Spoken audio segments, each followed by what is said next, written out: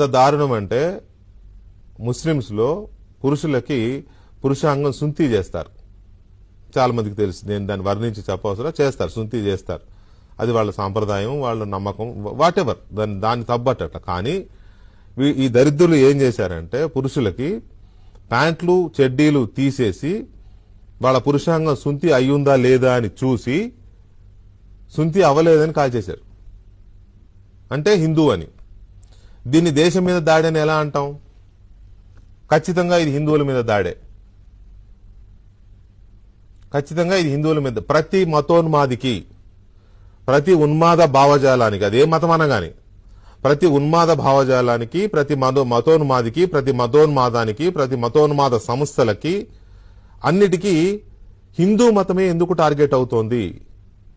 హిందూ మతమే ఎందుకు చులకనవుతోంది? హిందువులు చేతగాని వాళ్ళనా, లేకపోతే